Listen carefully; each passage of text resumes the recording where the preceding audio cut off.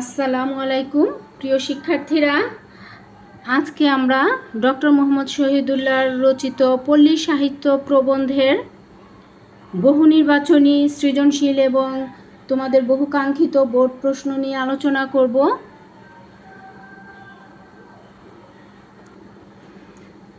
বহু নির্বাচনীর জন্য আমাদের শব্দার্থ টিকাগুলো একটু দেখতে হয়। কল ও গান মানে শ্রুতিমধুর ধ্বনি, পরতে পরতে মানে স্তরে স্তরে। ডক্টর দীনেশচন্দ্র সেন বাংলা ভাষা ও সাহিত্যের গবেষক, সাধক। দীনেশচন্দ্র সেন মানিকগঞ্জ জেলার বগজুড়ি গ্রামে 1866 খ্রিস্টাব্দে জন্মগ্রহণ করেন। 1334 বঙ্গাব্দে তিনি সর্বপ্রথম বঙ্গ ভাষা ও সাহিত্য গ্রন্থে বাংলাদেশের লোকসাহিত্যের গৌরব ও মর্যাদা সাহিত্যের দরবারে তুলে ধরেন। তারই সুযোগ্য সম্পাদনায় চন্দ্রকুমার দে কর্তৃক সংগৃহীত ময়মনসিংহ গীতিকা এবং পূর্ববঙ্গ গীতিকা কলকাতা বিশ্ববিদ্যালয় থেকে প্রকাশিত হয়। দীনেশচন্দ্র সেনের মৌলিক গ্রন্থগুলোর মধ্যে রামায়ণী কথা, বৃহৎবঙ্গ, বেহুলা, ফুল্লরা, জড় ভারত ইত্যাদি উল্লেখযোগ্য। 1939 খ্রিস্টাব্দে তিনি পরলোক গমন করেন। এখানে কিন্তু ডক্টর মোহাম্মদ শহীদুল্লাহর কথা না, এখানে দীনেশচন্দ্র সেনের কথা বলা হয়েছে, তার বইগুলোর কথা বলা হয়েছে। রোমা রোলা ফরাসি দেশের কালজয়ী সাহিত্যিক ও দার্শনিক। রোমা রোলার জন্ম 29 জানুয়ারি 1866 খ্রিস্টাব্দে। যে ক্রিস্তফ উপন্যাস তার অমূল্য কীর্তি। এ গ্রন্থের জন্য তিনি 1915 খ্রিস্টাব্দে সাহিত্যে নোবেল পুরস্কার লাভ করেন। এই যে রোমা রোলা, তার যে ক্রিস্তফ হচ্ছে একটি বই যার জন্য তিনি নোবেল পুরস্কার পেয়েছিলেন 1915-তে। 30 ডিসেম্বর 1939 সালে তার মৃত্যু হয়। মদিনা বিবি ময়মনসিংহ গীতিকার অন্তর্ভুক্ত লোকগাথা। দেওয়ানা মদিনার নায়িকা হচ্ছেন মদিনা বিবি। এখানে আমাদের আরও কিছু টিকা টিপ্পণী আছে, সেটা হচ্ছে মনসুর বয়তি সম্বন্ধে পরিচয় আছে, আলীবাবা ও 40 দস্যু, আলাউদ্দিনের আশ্চর্য প্রদীপ। এগুলো কিন্তু আমরা মোটামুটি সবাই জানি, আর এগুলো থেকে সেরকম কঠিন কোনো প্রশ্ন, বহু নির্বাচনী গুরুত্বপূর্ণ প্রশ্ন আসে না। পাঠ পরিচিতিটা একটু পড়ি। 1938 সালের কিশোরগঞ্জ জেলার পূর্ব ময়মনসিংহ সাহিত্য সম্মেলনীর একাদশ অধিবেশনে ডক্টর মোহাম্মদ শহীদুল্লাহ সভাপতিত্ব করেন।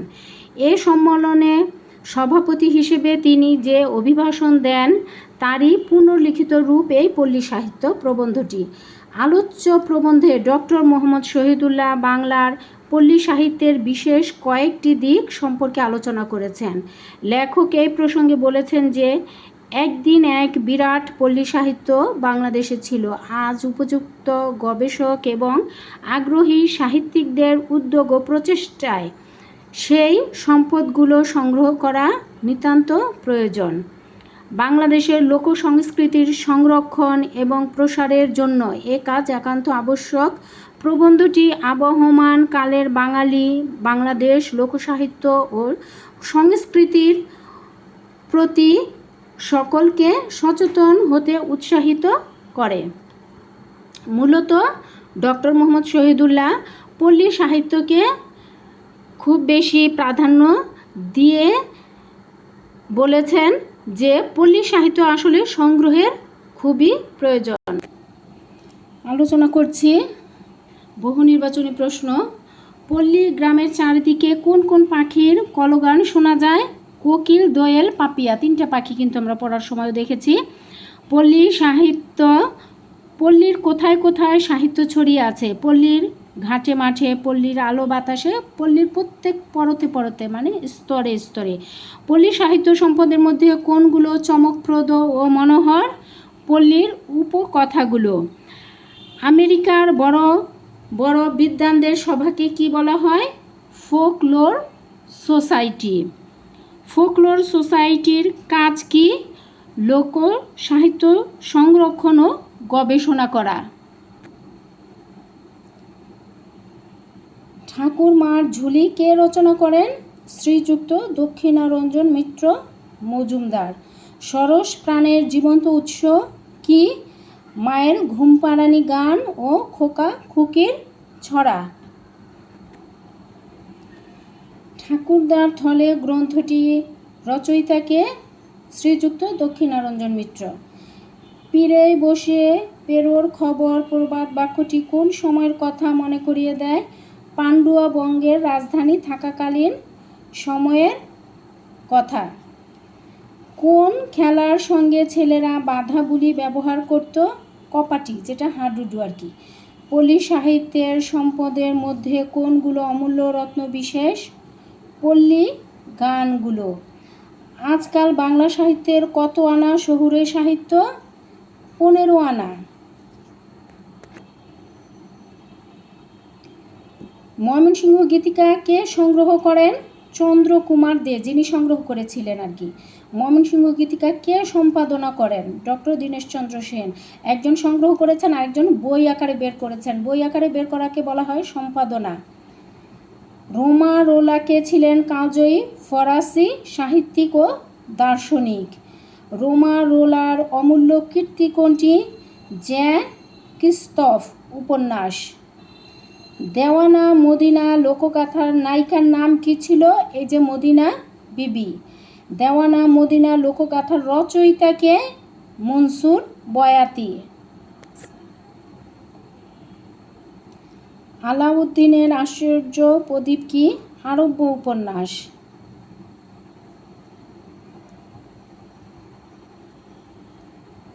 আচ্ছা, প্রবাদ বাক্য কি? দীর্ঘদিন ধরে লোকমুখে প্রচলিত বিশ্বাসযোগ্য কথা বা জনশ্রুতিকে প্রবাদ বাক্য বলে। নিয়ে এলাম বোর্ড প্রশ্ন। এই প্রশ্নগুলো, এগুলো ঠিক প্রশ্ন না, এগুলো একটা বিষয়। এই বিষয়গুলো যদি তোমাদের জানা থাকে তাহলে তোমাদের প্রশ্নের উত্তর করা খুব সহজ হবে। দেখো, প্রথমে হচ্ছে যে প্রশ্নটি, পল্লী সাহিত্যের স্বরূপ নির্ণয়। এই যে পল্লী সাহিত্যের স্বরূপ, রূপ অর্থ নিজস্ব রূপ যেটাকে বলে, সেটা হচ্ছে স্বরূপ। এই পল্লী সাহিত্যের স্বরূপটাকে আমাদের কি করতে হবে? জানতে হবে। এই পল্লী সাহিত্যটা কি সেটা আমাদের অবশ্যই নিজের যে রূপে সেটা ফিরে আসতে হবে। পল্লী সাহিত্যের স্বরূপের মধ্যে আমরা কি দেখি? পল্লীর আনাচে কানাচে রয়েছে অনেক পল্লীর গাথা, অনেক প্রবাদ বাক্য, খনার বাচন, ডাক, এইসব যেগুলোকে আমরা সংগ্রহ করে সংরক্ষণ যদি করতে পারি এবং সাহিত্যের দরবারে যদি নিয়ে এসে দাঁড় করাতে পারি, তাহলে এগুলো সাহিত্যের দরবারে অনেক বড় সম্পদ হয়ে দাঁড়াবে। পল্লীর যে সমস্ত ওই যে পল্লী গান রয়েছে, তারপর দাদি নানি বুড়ো বুড়িদের মুখে ঝিল্লি মুখর সন্ধ্যাবেলায় যে সমস্ত গল্প শোনা যায়, যেসব গল্প বইয়ে কবিতায় পত্রপত্রিকায় ঠাঁই হয়নি, কিন্তু দাদি নানিদের মুখে মুখে, লোকের মুখে মুখে এগুলো শোনা যায় এবং সেগুলো খুব শুনতে ভালো লাগে। বাইরের দেশের আলাদিনের আশ্চর্য প্রদীপ, তারপর হচ্ছে গিয়ে বিভিন্ন দেশের যে রূপকথা উপকথা রয়েছে, সেগুলা থেকে আমাদের দেশের এই যে দাদি নানিরা যে সমস্ত গল্প শোনায়, সেগুলোর মূল্য কিন্তু কোনো অংশে কম না, বা এগুলোর কদর কোনো অংশে কম না। সেইগুলো আমাদেরকে জানতে হবে। এগুলোই হচ্ছে পল্লী সাহিত্যের স্বরূপ। তারপর এটা কোনো বোর্ডে আসে নাই, কিন্তু এই প্রশ্নটা আমি রেখেছি তোমাদের জানার সুবিধার জন্য। পল্লী সাহিত্য অবলুপ্তির কারণ, এটা এসেছে দেখো ময়মনসিংহ বোর্ড 2024-এ, রাজশাহী বোর্ড 2020, যশোর বোর্ড 2019। পল্লী সাহিত্য অবলুপ্তির কারণ, অবলুপ্তি হচ্ছে যেগুলা ধ্বংসপ্রাপ্ত, মানে নাই প্রায়, সেগুলো কেন অবলুপ্তি হলো সেই কারণগুলো তোমার এই প্রবন্ধটা পড়ে খুঁজে বের করতে হবে। এই কারণগুলোর মধ্যে অন্যতম প্রধান কারণ কোনটি তোমার মনে হয়? এগুলোর চর্চা আজকাল আর নাই। আমরা শহরে যারা মারা থাকি, মা দাদিরা আজকাল সবাই ছেলে মেয়েকে বাংলা সাহিত্যর দিকে ধাবিত করি খুব কমই, বাংলা সাহিত্য পড়াই খুব কমই। তারা আমরা কি করি? ইংরেজি সাহিত্যের প্রতি, যেমন ইংলিশ ভার্সনে আজকাল প্রায় বাচ্চা ঘরে ঘরে মায়েদের দেখা যায় ছেলে মেয়েকে ইংলিশ ভার্সনে পড়াচ্ছে, তারা সুন্দর করে বাংলা ভাষার কথাও পর্যন্ত ঠিকভাবে গুছিয়ে বলতে পারে না।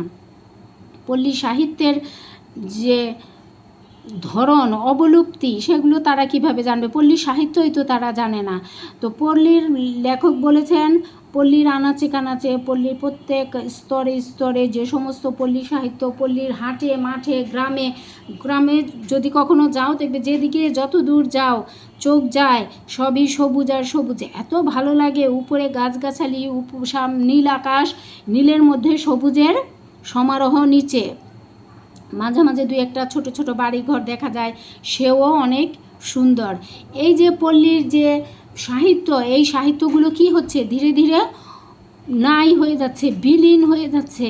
সেগুলো এক হচ্ছে প্রধান কারণ আমাদের দৃষ্টিভঙ্গির কারণে। আমরা ছেলে মেয়েকে আজকাল আর পল্লী সাহিত্যের যে পল্লীর গল্প আছে, তারপর গান আছে, প্রবাদ বাক্য, খনার বচন, ডাক, এগুলো তো বাচ্চারা জানেই না। তোমরা, আমার মনে হয় তোমরাও জানতে না এই গল্প প্রবন্ধটি পড়ার আগে যে ডাক কী, খনার বচন কী, পল্লী গীতি কী। পল্লী গীতির মধ্যে আবার ভাটিয়ালি, ভাওয়াইয়া, মুর্শিদি, মারফতি অনেক কিন্তু প্রকার আছে। এগুলো কি না জানার ফলে আস্তে আস্তে বিলুপ্তি হয়ে যাচ্ছে না? এই বিলুপ্তি হওয়ার পিছনের কারণ মানুষের দৃষ্টিভঙ্গি। তারপর দ্বিতীয় কারণ হচ্ছে পল্লীর প্রতি মানুষের অবহেলা। সবাই আজকাল শহরের দিকে, শহরীমুখী, সবাই চায় শহরের দিকেই থাকতে। পল্লীকে আজকাল সবাই অনাদরেই রেখেছে, পল্লীর খোঁজ খবর ডাক কেউই রাখে না। তারপরের কারণ হচ্ছে এই যে এই সমস্ত পল্লী সাহিত্য সংগ্রহ করার মতো তেমন কোনো জাতীয় উদ্যোগ নাই। আমেরিকার মতো দেশে, ইউরোপের মতো দেশে যেখানে বিদ্বানদের, বড় বড় বিদ্বানদের সভা আছে যাকে ফোকলোর সোসাইটি বলা হয়, সেখানে তারা এগুলো সংগ্রহ করে এবং অন্যান্য দেশের এই সমস্ত সাহিত্যের সাথে নিজের দেশের সাহিত্য বিচার বিশ্লেষণ করে, কিন্তু বাংলাদেশে সেগুলো নাই। এজন্য ধীরে ধীরে পল্লী সাহিত্য অবলুপ্তি হয়ে যাচ্ছে। আচ্ছা, তারপরে দেখো পল্লী সাহিত্য সংগ্রহের প্রয়োজনীয়তা। এটা Rajshahi board 2024, Comilla board 2024, Mymensingh board 2019, Barisal board 2024 সালে এসেছে। পল্লী সাহিত্যের সংগ্রহের প্রয়োজনীয়তা কেন? পল্লী সাহিত্য আমাদের সাহিত্যের একটা বিরাট অংশ বিশেষ। এই অংশটাকে, এই যে আমরা যদি ধীরে ধীরে আরও উন্নতির দিকে নিয়ে যাই, তাহলে এটা কি এক সময় সাহিত্যে প্রচুর মূল্য রাখবে, সাহিত্যের দরবারে প্রচুর মূল্যায়ন পাবে। কিন্তু সেটাকে যদি এরকম অবলুপ্তির পথে নিয়ে যায় তাহলে কি সেটা সম্ভব? কখনোই সম্ভব না। এটাকে সংগ্রহ করতে হবে। ওই বিভিন্ন দেশের, ইউরোপ আমেরিকার মতো ফোকলোর সোসাইটি আমরা গড়তে না পারি, মোটামুটি একটা সংগঠন করতে হবে যাতে যার যার এলাকা ভিত্তিক, তোমার গ্রামের বাড়ি যেখানে, তোমার সেখান থেকে যদি কিছু লোক আগ্রহী হয়ে বা জাতীয় পর্যায়ে যদি এটা করা যায়, যার যার এলাকার সাহিত্য, পল্লী সাহিত্য সে সংগ্রহ করবে, তাহলে কিন্তু এটা সংগ্রহ অনেক বেশি সুবিধা হয়। তারপর বলা হচ্ছে দেখো বাংলার লোকসঙ্গীতের বৈশিষ্ট্য ও সৌন্দর্যের স্বরূপ। এখানে বাংলার লোকসঙ্গীতের যে বৈশিষ্ট্য, বাংলার যে লোকজ গানগুলো আছে সেগুলো সুন্দর এবং অতীব সুন্দর। এই সুন্দরে আমাদেরকে কি মুগ্ধ হতে হবে। যদি সঙ্গীত শোনার অভ্যাস থাকে তাহলে অবশ্যই যারা সঙ্গীত শোনে, এই লোকসঙ্গীতগুলো কিন্তু তারা শোনে। এই লোকসঙ্গীতের গায়ক একজন হচ্ছেন আমাদের ফেরদৌসী রহমান, তিনি এই লোকসঙ্গীত গাইতেন। তার বাবা আব্দুল আলিম, তিনিও গাইতেন। তারা লোকসঙ্গীতের অনেক বড় কর্ণধার ছিলেন। তার ভাই মুস্তফা জব্বার, তিনিও এই গান গেয়েছেন মন প্রাণ উজাড় করে।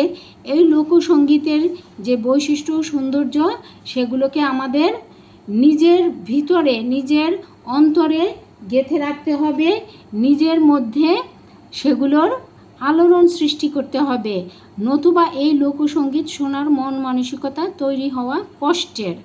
এটা কোনো বোর্ডে আসেনি, তোমাদের জানার সুবিধার জন্য এটা দেওয়া হয়েছে।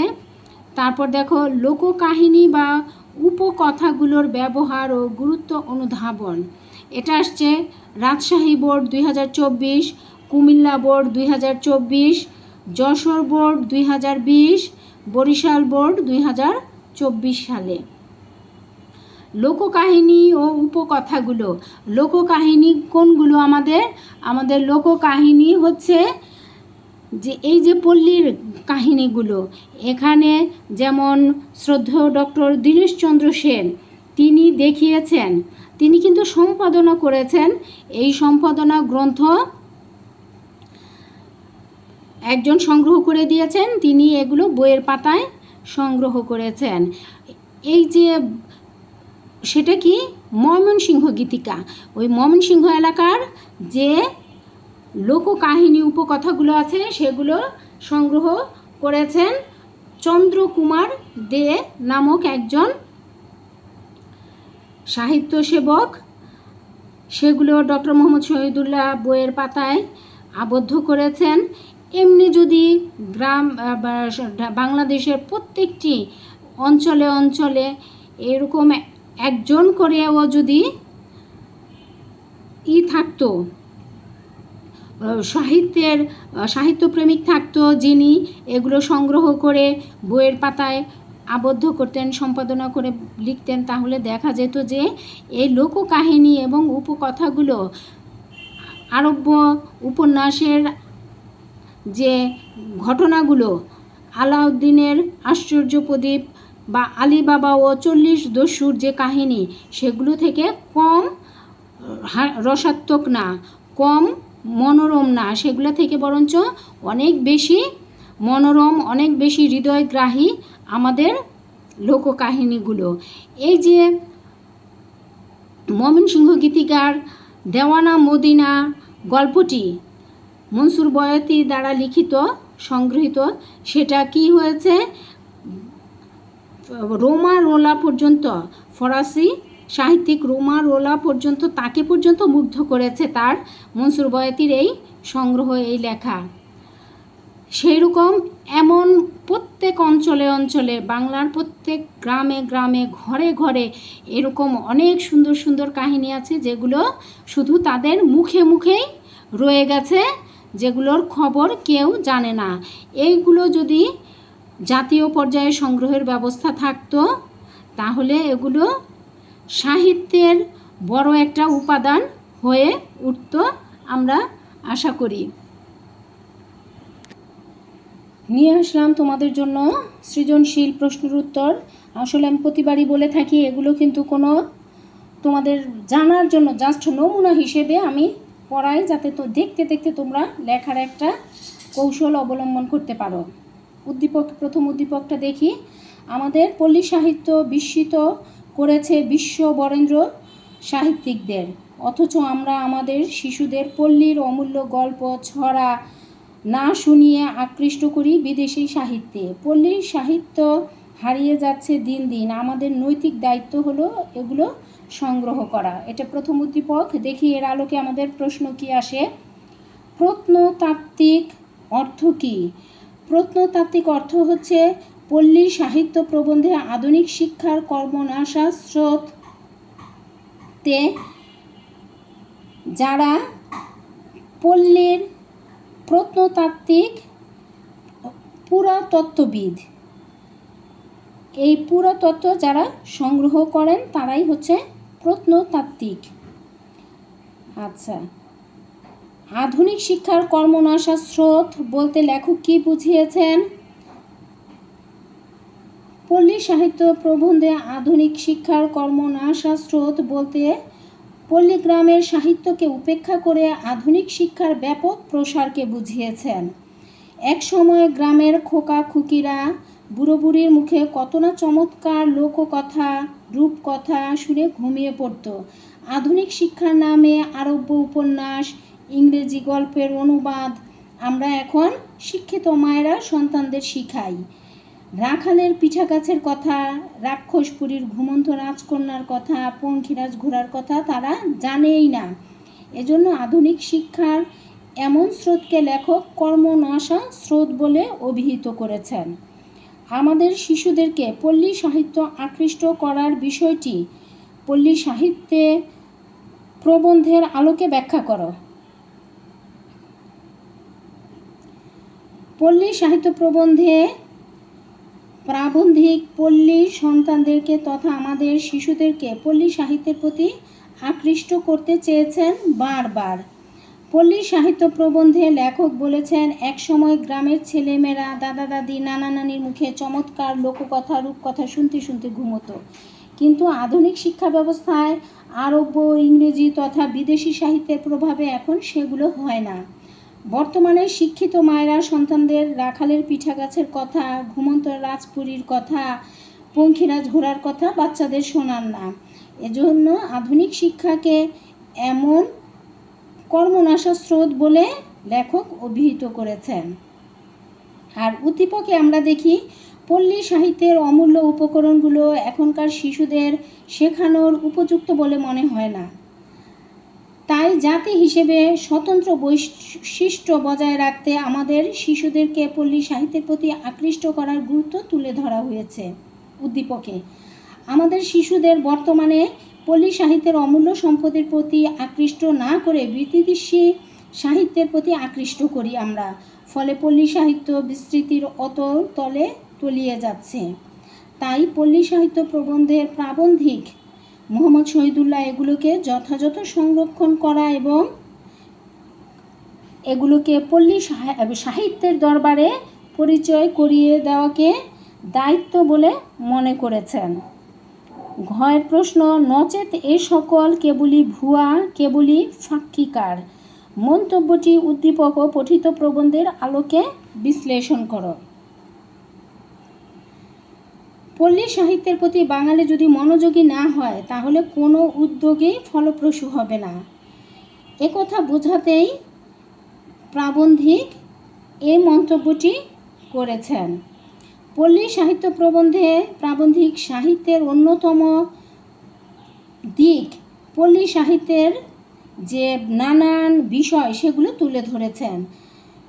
আধুনিক শিক্ষার কর্মনাশা স্রোতে এগুলো হারিয়ে যাচ্ছে। ডাক, খনার বচন, প্রবাদ বাক্য এগুলো আজকাল বাচ্চারা চিনেই না। এই সাহিত্যকে বাঁচাতে লেখক তাই সচেতন মহলের কাছে তৎপরতা কামনা করেছেন এবং পল্লী সাহিত্য অমূল্য রত্নগুলো পুনরুদ্ধারের জন্য তাগিদ দিয়েছেন। আর উদ্দীপকে বলা হয়েছে আমাদের পল্লী সাহিত্য বিশ্ব বরেণ্য সাহিত্যিকদের বিস্মিত করার কথা। অথচ আমরা আমাদের শিশুদের পল্লীর অমূল্য সম্পদ গল্প, ছড়া, কবিতা এগুলো না শুনিয়ে বিদেশি সাহিত্যে আকৃষ্ট করি। ফলে পল্লী সাহিত্য হারিয়ে যাচ্ছে দিন দিন। এগুলো আমাদের শিশুদের মধ্যে আর বেঁচে থাকার কোনো উপায় নেই। তাই এগুলো সংরক্ষণ করা আমাদের নৈতিক দায়িত্ব। পল্লী সাহিত্য প্রবন্ধে লেখকও এইরকম মনোভাবই ব্যক্ত করেছেন। আরও একটি সৃজনশীল এখানে উদ্দীপকে দেখি কি বলা হয়েছে। কে যাও তুমি ভাটির দেশে ও বিদেশি নাইয়া, কইও আমার দুঃখের খবর ভাইয়ের কাছে গিয়া। কইও কইও কইও নাইয়া আমার ভাইয়ের তরে, অভাগিনী বোনের পরাণ রয় না যে আর ঘরে। এটা হচ্ছে আমাদের উদ্দীপক। এবার দেখি এর আলোকে আমাদের কি কি প্রশ্ন এখানে এসেছে।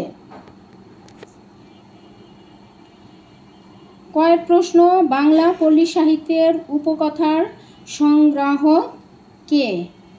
বাংলা পল্লী সাহিত্যের উপকথার সংগ্রাহক হলেন দক্ষিণারঞ্জন মিত্র মজুমদার।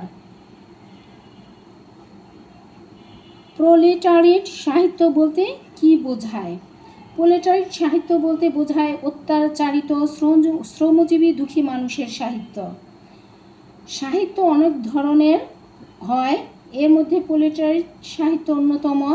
এটি একটি বিশেষ ধরনের সাহিত্য। প্রোলেটারিয়েট সাহিত্যের সমাজের শ্রমজীবী শ্রেণীর মানুষের প্রতি অন্যায় অবিচারের চিত্র তুলে ধরা হয়। সমাজের নিচু শ্রেণীর অত্যাচারিত শ্রমজীবী মানুষের মর্মগাথা নিয়ে রচিত এ সাহিত্য।